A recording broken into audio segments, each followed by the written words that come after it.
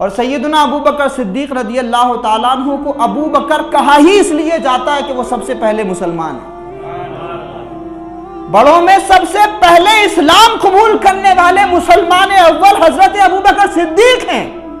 دنیا میں بہت سارے لوگوں نے رسول اللہ کو مانا چاند کے دو ٹکڑے ہوتے دیکھ کر کے، بہت سارے لوگوں نے رسول اللہ کو مانا کہ جب ان کے ہاتھ سے، ان کی انگلیوں مبارک سے جب دریا جاری ہو گئے، رسول اللہ کو مانا سورج کے پلٹ کے آ جانے کی وجہ سے، بہت سارے لوگوں نے رسول اللہ کو مانا جب درخت چل کے آ گیا حضور کے اشاروں پر، بہت سارے لوگوں نے رسول اللہ کو معجزات کی وجہ سے مانا، حضور علیہ السلام کے ایسے معجزے دیکھے کہ ان کو اندازہ ہو گیا کہ یہ کوئی عام آدمی نہیں ہے، تو بہت سارے لوگوں نے رسول اللہ کو معجزوں کی وجہ سے مانا ہے، حضور کی عجیب عادتوں کی وجہ سے مانا ہے، ان تمام عظمتوں کی وجہ سے مانا ہے، لیکن ابو بکر صدیق وہ ہیں کہ جن کو اللہ رب العزت نے چن لیا تھا رسول اللہ پر ایمان لانے کے لیے۔ اور حضرت ابو بکر صدیق رضی اللہ تعالیٰ عنہ کی عظمت یہ ہے کہ ادھر رسول اللہ نے اعلان فرمایا ہے، اور حضور کے اعلان فرمانے پر سیدنا ابو بکر صدیق نے نہ یہ کہا کہ حضور پہلے معجزہ دکھائیے،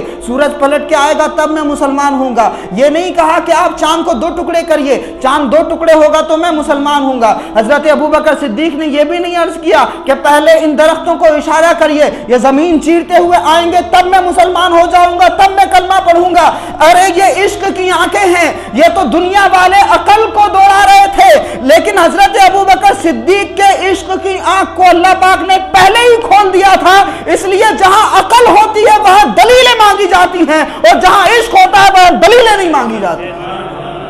سیدنا ابو بکر صدیق نے ایمان لانے کے لیے دلیل نہیں مانگی کیونکہ پہلے سے عشق موجود تھا،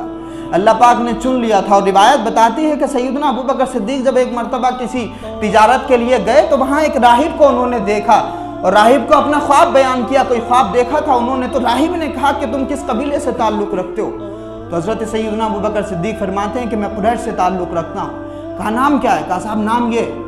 تو اس راہب نے یہ بتایا کہ تم اپنی زندگی میں ہی ایسے شخص سے ملو گے جو آخری پیغمبر ہوں گے،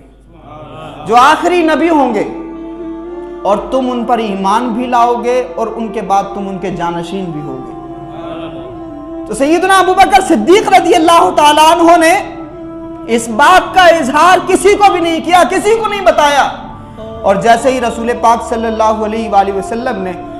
اعلان نبوت فرمایا تو سیدنا ابو بکر صدیق نے بنا کسی سوال جواب کے حضور کے ہاتھ پر بیعت کر لی، حضور کے ہاتھ پر وہ ایمان لائے، اور پھر ایسی قربانیاں پیش کی ہیں سیدنا ابو بکر صدیق رضی اللہ تعالیٰ عنہ نے کہ رسول اللہ ارشاد فرماتے ہیں کہ دنیا کے تمام مومنین کے احسانوں کا بدلہ میں نے دنیا میں چکا دیا ہے، لیکن ابو بکر صدیق کا بدلہ دنیا میں نہیں، اللہ رب العزت ان کا بدلہ قیامت کے دن چکائے گا۔ اتنے احسانات کیے اسلام پر، اتنے احسانات کیے سیدنا ابو بکر صدیق نے مسلمانوں پر۔